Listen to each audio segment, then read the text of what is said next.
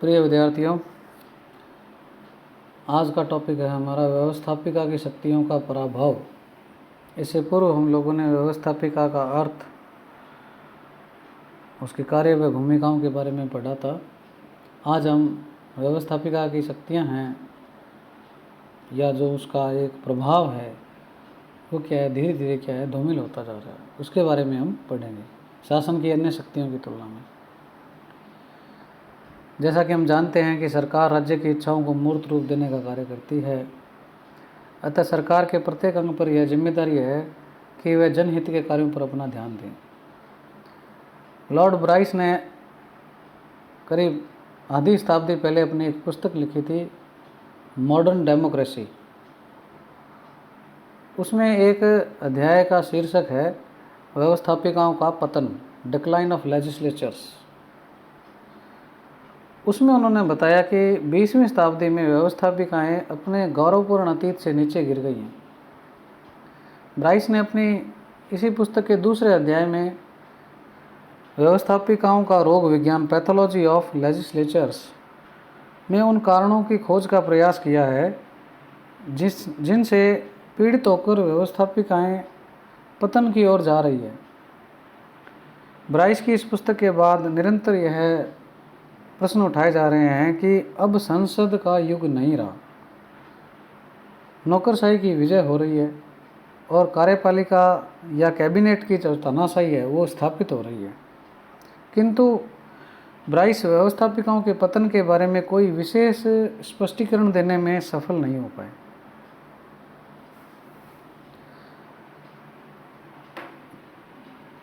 यदि व्यवस्थापिकाओं की शक्तियों, कार्यकुशलता, गरिमा और स्थिति के बारे में वर्तमान शताब्दी का एक सामान्य सर्वेक्षण किया जाए तो यह स्पष्ट होता है कि किसी व्यवस्थापिका की शक्तियों में विशेषकर कार्यपालिका की शक्तियों की तुलना में पर्याप्त अवनति हुई है।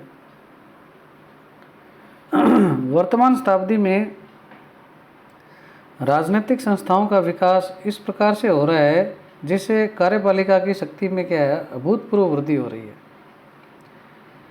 यह जो प्रवृत्ति है गत 2 विश्व युद्धों और विश्व युद्ध की आशंकाओं, आर्थिक संकट, समाजवादी अथवा लोक कल्याणकारी नीतियाँ, विज्ञान और तकनीक का प्रभाव और अंतर्राष्ट्रीय तनाव के निरंतर बने रहने के कारणों से हुआ है। एक विद्वान है लॉ पालुम्बरा, उनकी मान्यता है कि व्यवस्थापिकाओं का पराभव कार्यपालिका की शक्तियों की तुलना में हुआ है।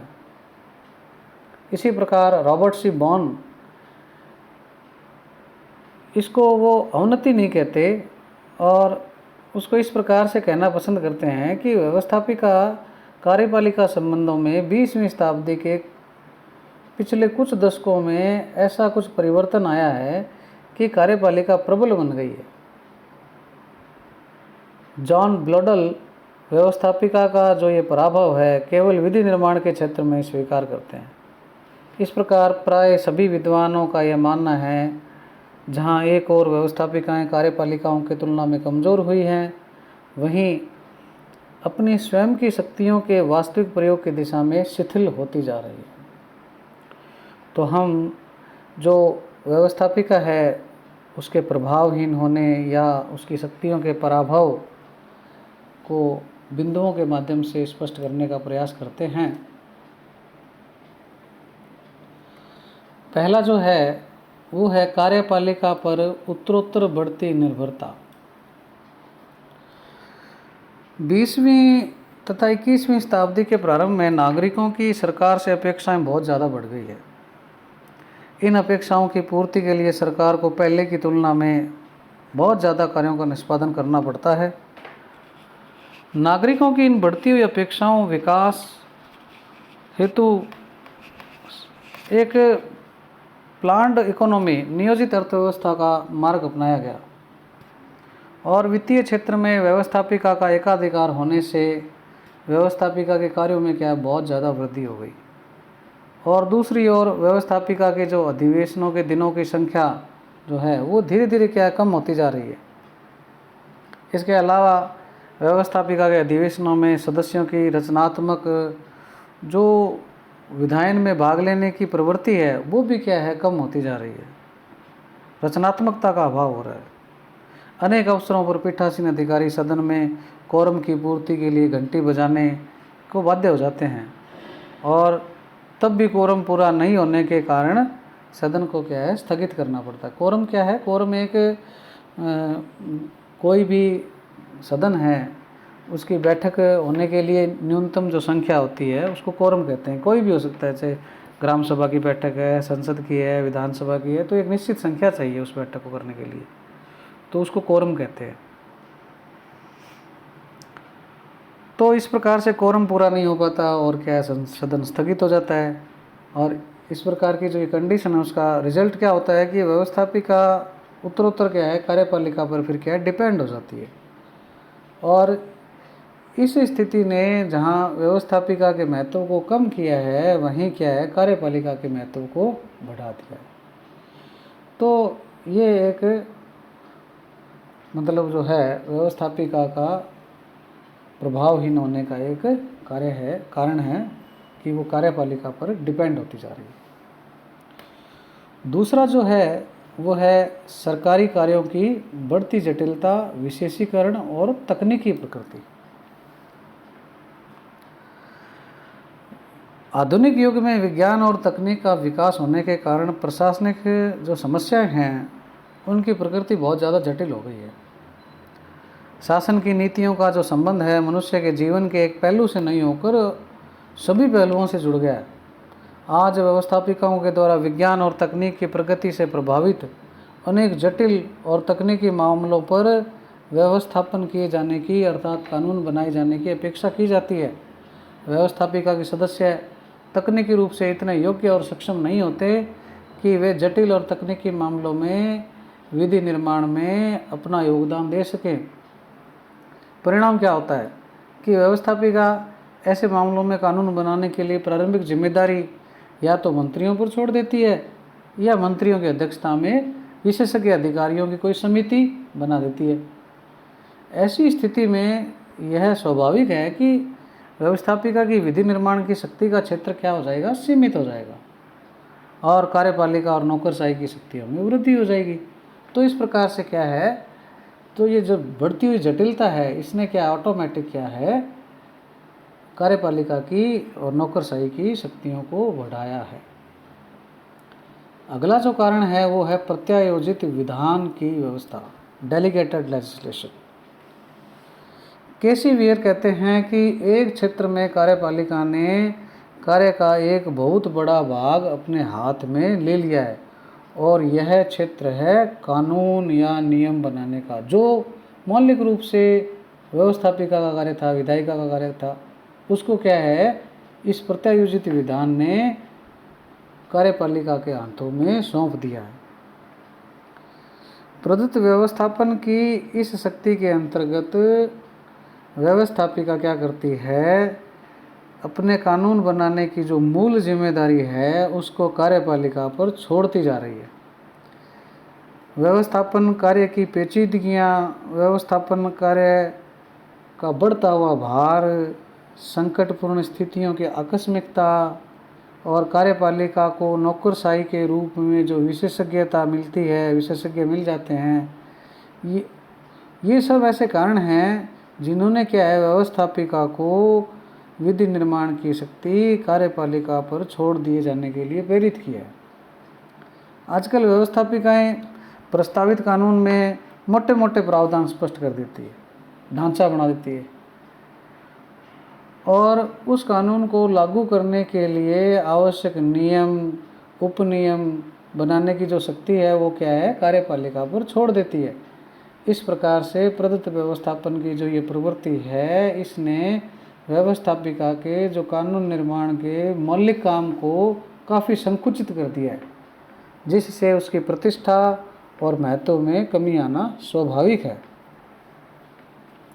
अगला जो है प्रभावहीन होने का कारण वो है दलीय अनुशासन। एलन बॉल कहते हैं कि 20वीं शताब्दी में बड़े बड़े अनुशासित दलों के विकास तथा कार्यपालिका की शक्ति और उसके बढ़ते हुए क्षेत्रों के कारण व्यवस्थापिकाओं के पराभव या ह्रास की चर्चा एक साधारण सी बात हो गई है। सही अर्थों में व्यवस्थापिका की शक्तियों को कार्यपालिका ने राजनीतिक दलों के माध्यम से छीन लिया है। संसदीय प्रजातंत्रों में हम जानते हैं कि एक दल की व्यवस्थापिका और कार्यपालिका में प्रभुत्व होता है, किसी एक दल का प्रभुत्व होता है। जिस दल का व्यवस्थापिका में बहुमत है उस दल की कार्यपालिका होती है। भारत जैसे देश में करीब 25 साल तक गठबंधन की सरकारें रही, उसके पश्चात में सन 2013 से बहुमत की सरकार बनी है। तो ऐसा बहुमत होने की स्थिति में दलीय समर्थन के कारण कार्यपालिका व्यवस्थापिका से सब कुछ करा लेती है। ऐसे देशों में कार्यपालिका दलीय समर्थन के आधार पर व्यवस्थापिका की सारी शक्तियों का प्रयोग ही नहीं करती, बल्कि उसके नियंत्रणों से भी मुक्त हो जाती है। अतः इस बात से हम इनकार नहीं कर सकते कि ये जो दलीय अनुशासन है, पार्टी डिसिप्लिन है, इसकी व्यवस्था से व्यवस्थापिकाएं कार्यपालिका के हाथों की कठपुतली बन गई है, क्योंकि एक दल का प्रभुत्व हो गया है। और पार्टी का प्रभुत्व होने की स्थिति में विधायिका में उनका बहुमत है, उनकी सरकार है और कानून बनाने के लिए भी उन्हीं के पार्टी के मेंबर हैं, तो इसलिए कोई दिक्कत नहीं आती। अगला जो बिंदु है वो है कार्यपालिका द्वारा निम्न सदन को भंग करने का विशेषाधिकार।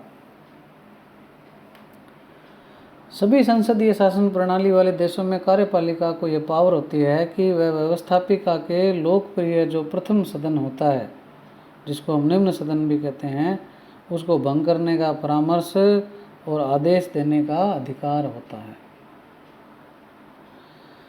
इस प्रकार इस विशेषाधिकार के बल पर कार्यपालिका सभी उचित अनुचित विषयों पर व्यवस्थापिका का समर्थन प्राप्त करती रहती है। कुछ विद्वानों की मान्यता है कि कार्यपालिका व्यवस्थापिका पर अपनी इस तलवार के बल पर प्रभुत्व रखने की स्थिति में आ गई है।